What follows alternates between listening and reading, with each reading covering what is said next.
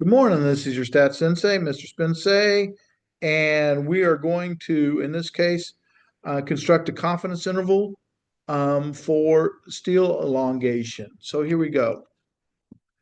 Um, a steel supplier claims that their bars have an elongation of 40% under a stress of 10 metric tons. A random sample of 12 steel bars. Okay, so we have a sample of 12 taken from a warehouse, and the elongation measured in percent per 2 inches is determined. The observed values are as follows. Construct a 91% confidence interval for the amount of steel bar elongation. All right, so first off, I know that my sample size is 12. I can go and write that down. And my degrees of freedom are 12 minus 1 or 11. All right, but I don't know this information, so I'm going to have to plug in some data. But let's go ahead and drop back over here and write down our formula. So X bar plus or minus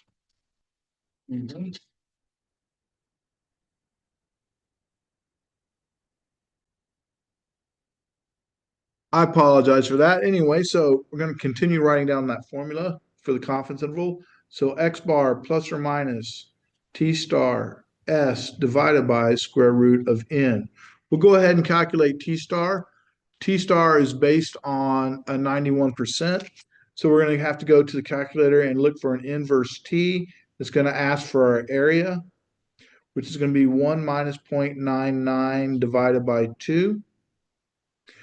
And then it's also asked for our degrees of freedom, which is going to be 11. So let's go ahead and calculate that, our inverse T.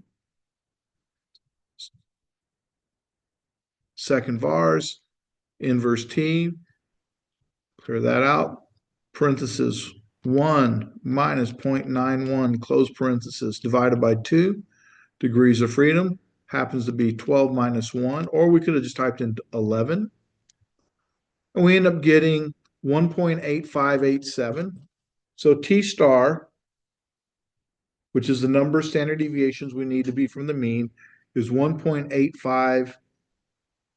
And if we're drawing our picture, we don't know our X bar just yet, so we need to figure that out. I'm going to go ahead and label this as X bar right here. We know this needs to be 0.91 or 91%.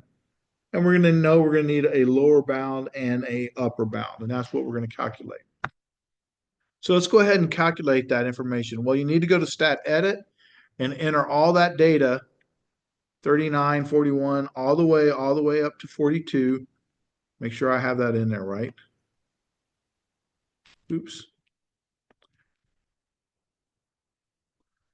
All right, so 12 data points, and I have mine in L2. So stat, test, t-test, stats. Well, what does the claim mean? The claim mean, oops, not running a t-test. Stat, test, t interval. And I need to change that to data because I have all my data there, and my data is in L2. So second 2, frequency is 1, and I need a 91% interval. So we now have our interval, but we also have our X bar and our sample standard deviation, which we need in order to plug into our formula. So this was 37.879 with a standard deviation of 3.175. And I just pulled that straight off the calculator. But I also have my T interval, so I can go ahead and write that down now, even though wasn't quite ready for it. But since I have the information, we'll go ahead and record it.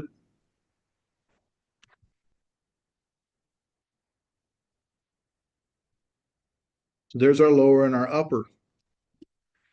And what was the procedure we used? Well, we only have one sample.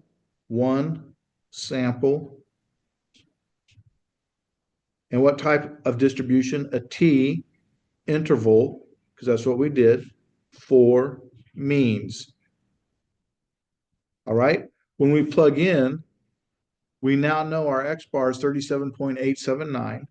So 37.879 plus or minus our T star, which we always make positive, 8587, times our standard deviation was 3.1754 divided by the square root of our sample size, which was 12.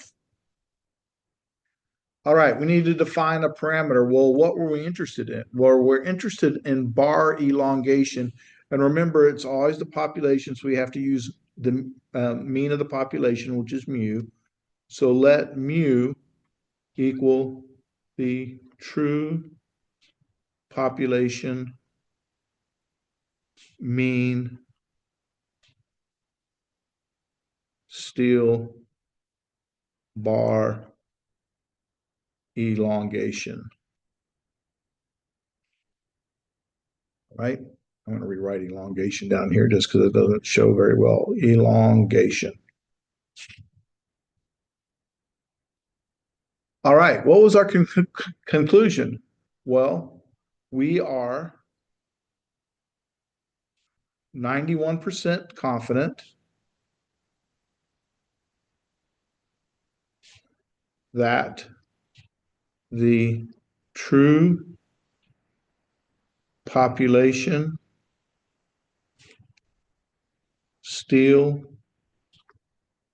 bar elongation lies within the interval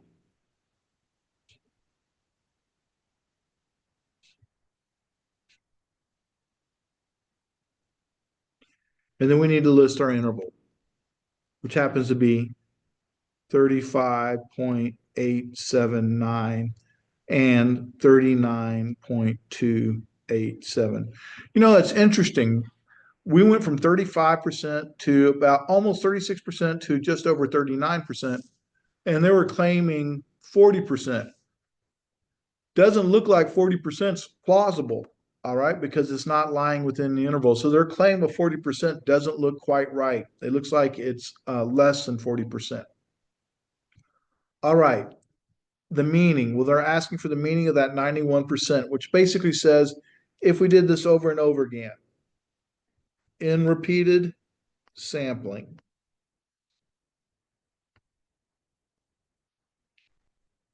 we would expect to do what? Capture the true population